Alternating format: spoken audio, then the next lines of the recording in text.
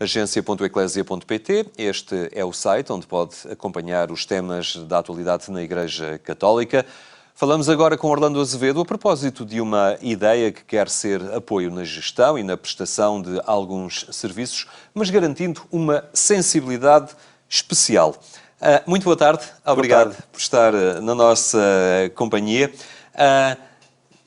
Como é que surgiu esta ideia, esta iniciativa de criar uma estrutura que se apresenta como capaz de ser parceira, auxílio, particularmente às congregações religiosas, na execução de algumas tarefas? Como é que surgiu esta ideia e como é que descobriu a oportunidade dela surgir?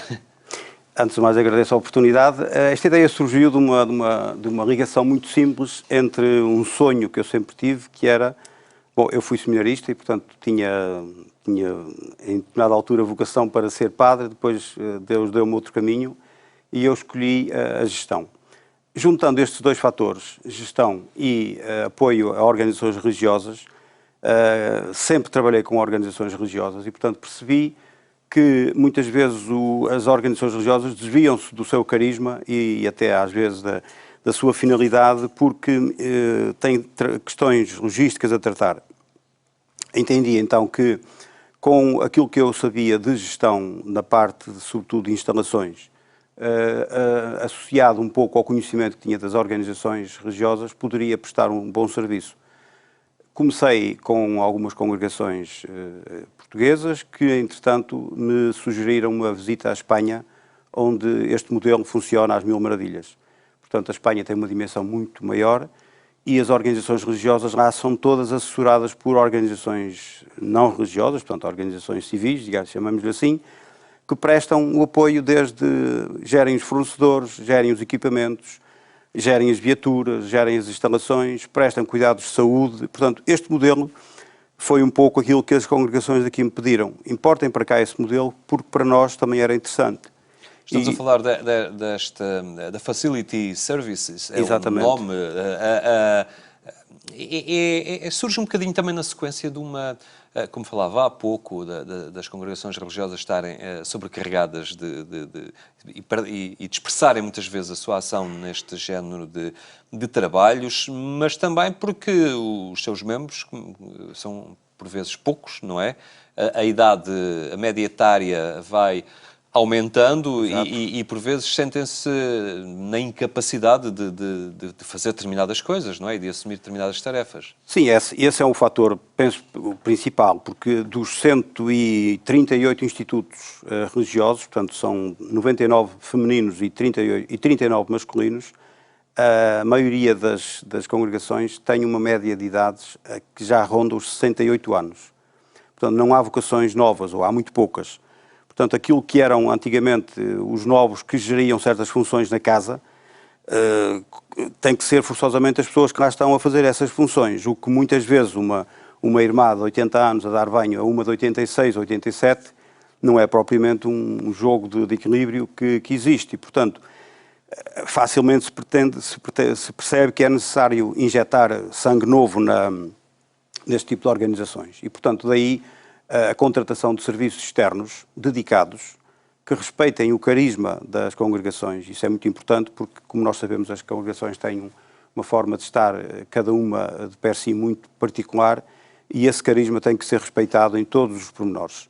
E, portanto, nós começamos a prestar este serviço com pessoas que estão de dia, em alguns casos de noite, e as irmãs sentem-se, enfim, aliviadas porque algumas delas já de proveta idade e, portanto, também mal cuidam delas próprias quando mais cuidar dos outros. Portanto, não era impossível e isto acabou por ser um benefício enorme para as instituições. Outra área, por exemplo, as instalações. Nas instalações, então, gasta-se imenso dinheiro na manutenção corretiva, quando uma boa manutenção preventiva podia resolver muitos problemas. Portanto, nós começámos a fazer o diagnóstico das várias situações e, a partir daí, começámos a estabelecer planos de atuação, quer na área das instalações, quer na área da saúde. Portanto, nós temos depois parceiros que trabalham connosco e que nos asseguram, portanto, toda a parte da medicina, da enfermagem, da fisioterapia, das várias terapias, inclusive a medicina chinesa, etc. Portanto, isto passou a ser um cardápio de soluções que as congregações não tinham acesso, pronto, sem ser por esta via. E que teriam muito mais trabalho Teriam de muito individualmente mais. Exatamente. À procura de cada um destes serviços. Há aqui, porém, uma preocupação transversal a cada auxílio que se presta, que é apresentar não apenas uma solução técnica, mas uma solução que resolva os problemas de ordem técnica ou humana ou algo desse género, mas sempre com uma sensibilidade muito própria. Sensibilidade e o saber que se está a trabalhar com uma instituição religiosa, conhecendo, e aí há um trabalho a fazer, conhecendo os seus ritmos, o seu carisma, a finalidade do seu trabalho, não é? A sua história, tudo isto é importante para um prestador de serviços que trabalha com uma congregação religiosa.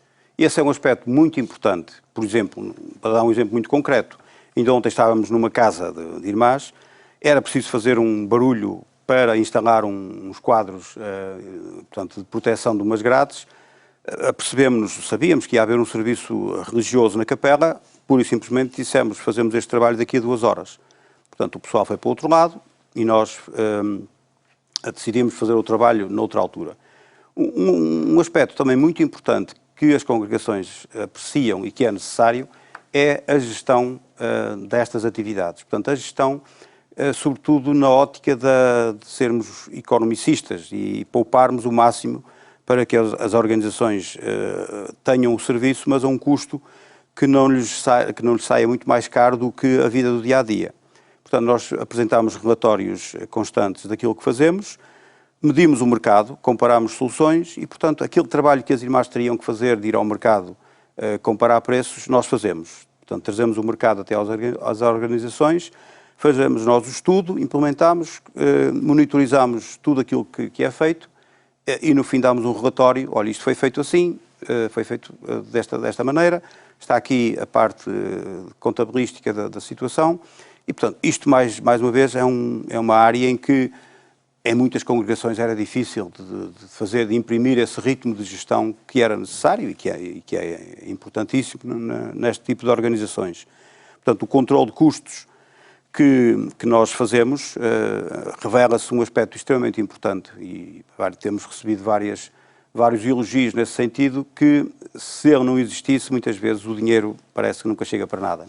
Há aqui sempre uma fronteira a respeitar, que é a de uma certa proporcionalidade, o perceber até onde é que podem ir os vossos serviços e onde começa a ser especificidade do próprio carisma daquela congregação religiosa. Isto porque por uma tanta oferta, tantas facilidades que resolvem agora as coisas, pode gerar alguma inércia por parte da congregação, que agora se sente mais confortável e reduz o seu empenho em fazer determinadas ações. Portanto,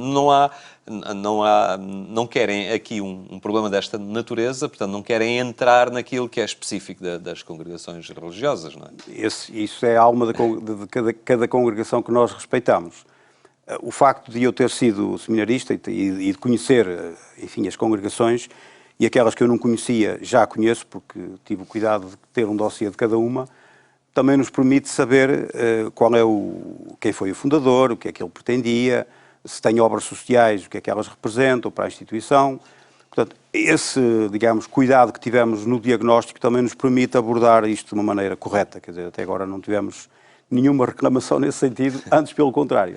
Muito bem. Orlando Azevedo, agradeço imenso a sua presença hoje aqui no programa Eclésia e fica esta excelente ideia lançada no ar. Muito obrigado por ter estado também hoje aqui entre nós. É a originalidade de uma ideia que se assume como auxílio às congregações religiosas e outras instituições sociais